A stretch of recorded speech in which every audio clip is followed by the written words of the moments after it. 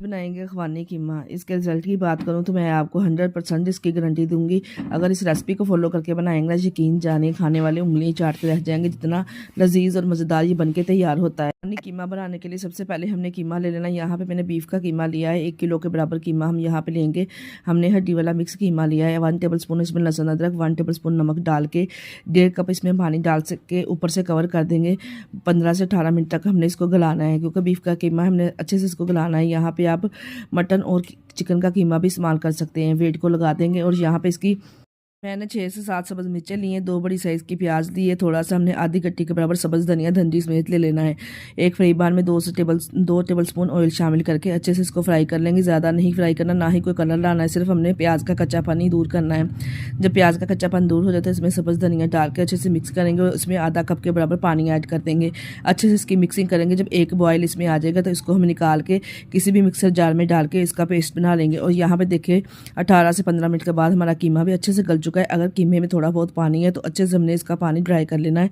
कीमे को अच्छे से भून लेना है। इधर एक कढ़ाई लेंगे, कढ़ाई में मैंने एक हाफ कप के बराबर ऑयल शामिल किया है, साथ में इसमें मैंने हरा लहसुन शामिल किया है। बहुत ही ज़बरदस्त टेस्ट आएगा। और साथ में इसके खड़े मसाले ऐड करेंगे। अगर खड़े मसाले आप इसमें ऐड करेंगे, यकीन जानिए कीमे का टेस्ट 100 गुना बढ़ जाएगा। इतने ज़बरदस्त डालने से ये फ्लेवर आएगा इसका।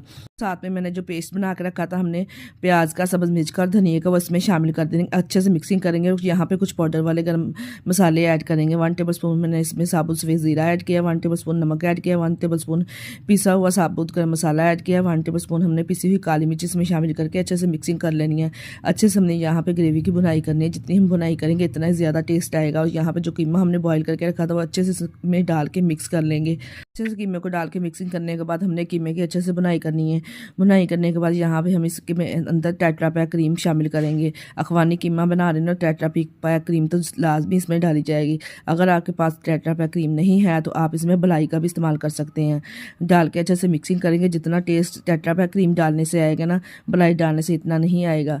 आपके पास 2 ऑप्शन है, या आप मलाई इसमें डाल सकते हैं या टेट्रा पैक क्रीम डाल सकते हैं।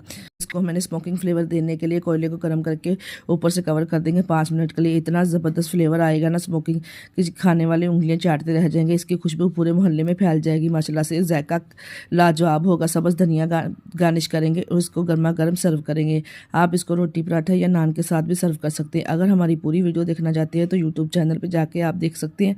अगर टिकटॉक से देख रहे हैं, टिकटॉक को लाइक और चैनल को सब्सक्राइब लाजमी कर दिया करें। और